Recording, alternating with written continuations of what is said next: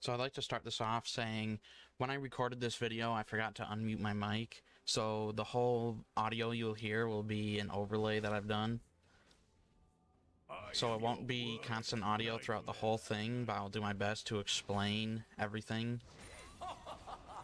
So basically, Tryndamere, he's super easy. He takes no mechanics, so low ELO, really easy to play. He's pretty much zero counterplay.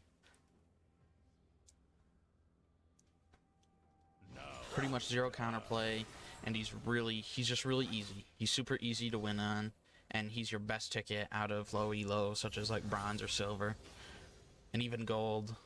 You can go get to gold, get your Victoria skin, get out of gold, get the chroma. So basically, as you saw, when you start, you want to hit the minions a bit, get some fury, and once you get the fury, you can pretty much engage just like that and just crit and just kill them, and they won't be able to do anything about it.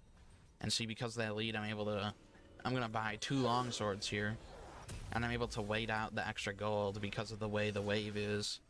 Because how the wave is, when that wave isn't gonna reach my turret by the time I get there. Because my minion wave, right here, it's gonna block that. It's gonna block those minions, and it's gonna stop them from getting under turret, and I'm gonna lose no minions at all.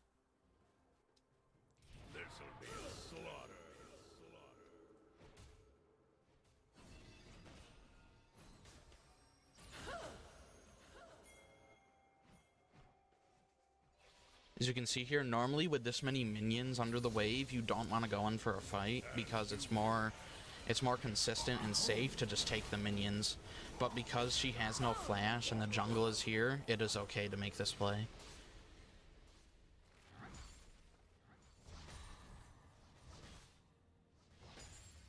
Into battle.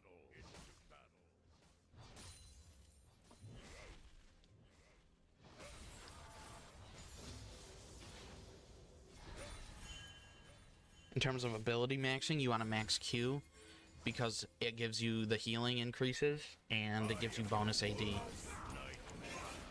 And you always want to be watching your minimap, and in case of skirmishes like this, you can easily roam and get an easy free kill or assist.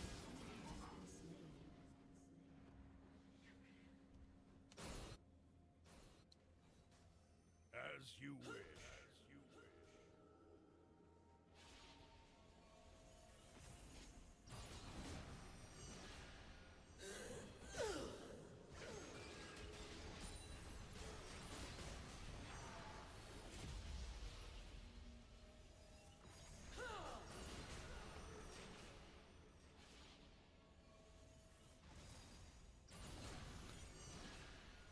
Into battle.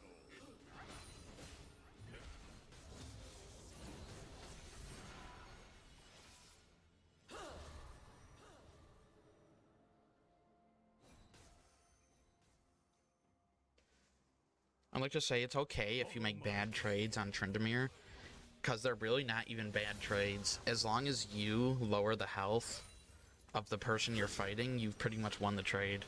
Because you can just spam Q heal, so no matter how much damage you take, just as long as they take damage, over time you will win the trade. It will be better for you in the long run.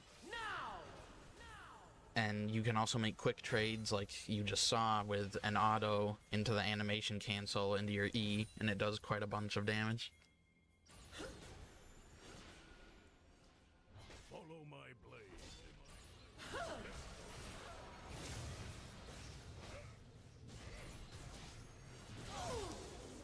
And then once you have that raid stacked up and ignite or something, ignite or your ultimate or whatever summoner you choose to take, Be a slaughter. as long as it's not, if it's a combat summoner and they overstep like that, you can just run them down with, even if you don't have ultimate.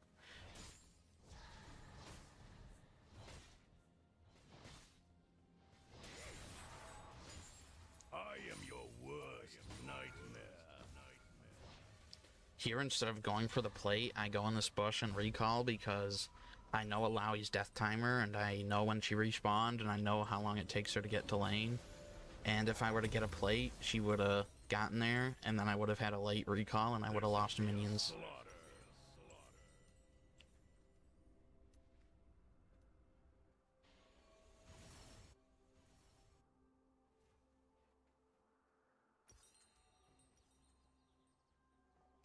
Also, the reason why I bought the pickaxe instead of the crit cloak is you always want to go AD over crit on Tryndamere in terms of components. You're still going to buy crit items, but you always want to buy the AD components first, because you get crit for free from your passive, so you don't need to buy crit early. And that AD, that bonus AD, not only does it help your normal autos, but when you do get those free crits, it just does so much more damage. And right here, I have my ultimate, I have my Fury up, she's past the river, so she just dies.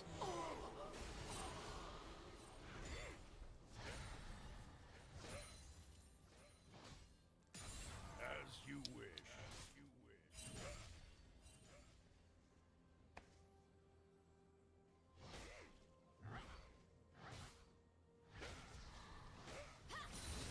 Here Irelia comes, because I have my minions stacked up. She tanks the minions, even though she used her full combo and ignited me. The minions overpowered her and she dies.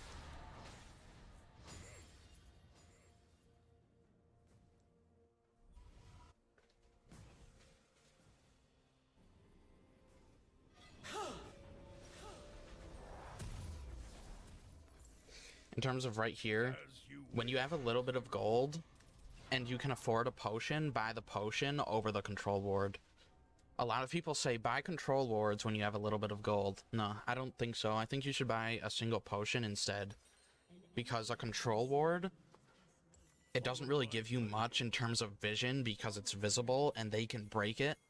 All it does is remove enemy wards.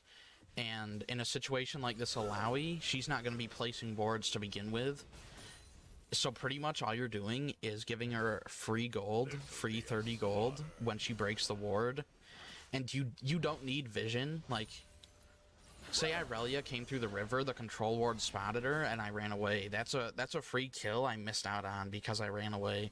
Whereas if she came up, basically, if you can kill people and you're stomping so hard that they're pretty much under enemy turret the whole time, and if they leave, you just kill them by yourself. You don't need vision.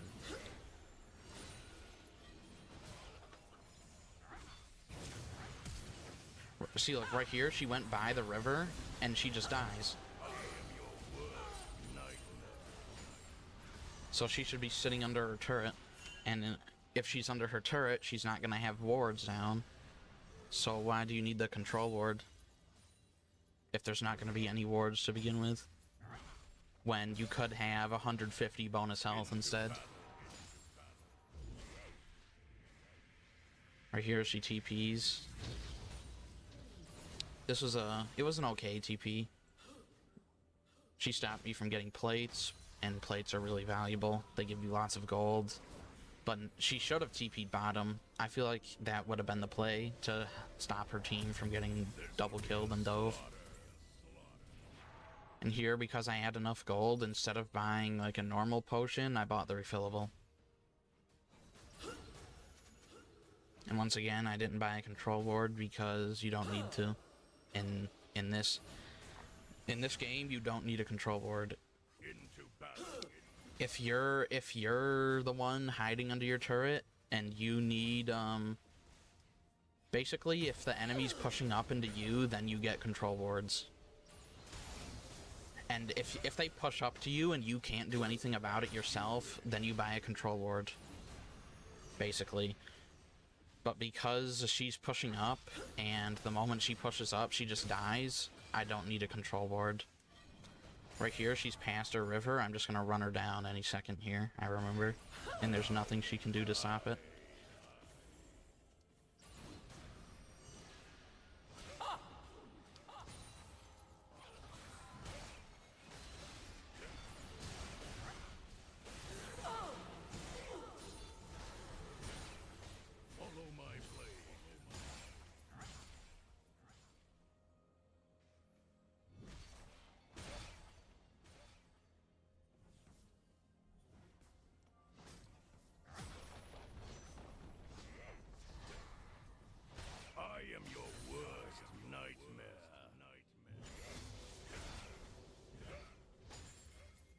And when you get to level 11 and level 16, a lot of Tryndamere players, they don't put points into ultimate because it doesn't really do anything other than decrease the cooldown by like 10 seconds, and they'd rather have the base damage on their E instead.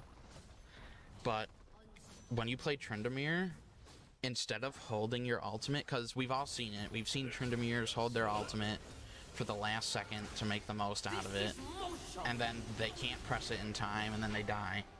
So you shouldn't wait to use it, basically. And Shen gets me here, but you shouldn't wait to use it. If there's a possibility you might die, press it. And with that kind of mindset, you won't die. You won't die as much because you won't miss your ultimate as much. And because of that, your ultimate's going to be on cooldown more, which means that extra 10-second cooldown is much better. And once again, you buy the AD component over the crit component because it's better currently. At this point of the game, it's better. Because the AD goes a long way on Tryndamere.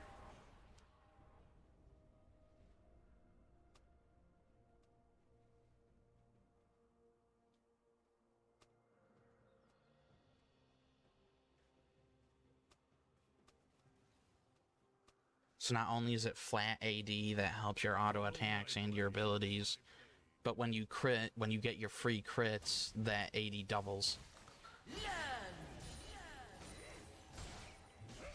So basically, Tryndamere's passive gives him like 50% crit for free. So would you get 60% crit, or would you get 25 bonus AD that amplifies every time you crit?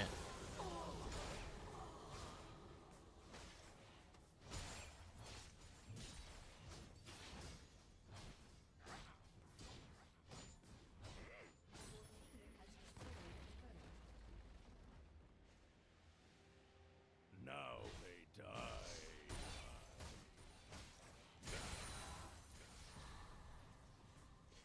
And with the bonus AD instead of the crit, your E one-shots the caster minions. And right here, normally I would back off right now because I know Lux is right in the jungle. Wukong just pinged it. Lux is right there. Irelia's coming. But because I'm 8-1 and there's nothing they can do about it, I stay. I even chase after them a little bit. And I take their jungle camps. There's no minions to really farm. I'm not going to lose out on anything by taking this. I'm going to gain, and I'm going to take from the enemy. Now I just run down Alawi. Again. Like I said, there's nothing they can do. If you're playing Tryndamere and you get a slight lead, the enemy just cannot play the game. And it's really easy to get a lead on Tryndamere.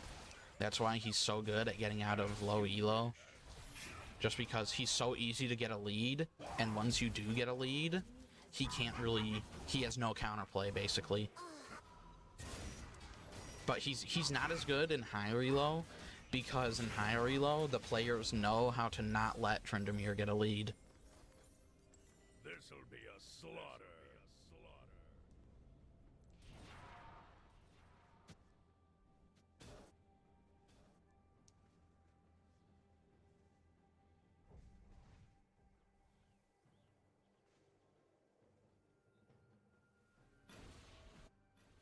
An enemy has been slain.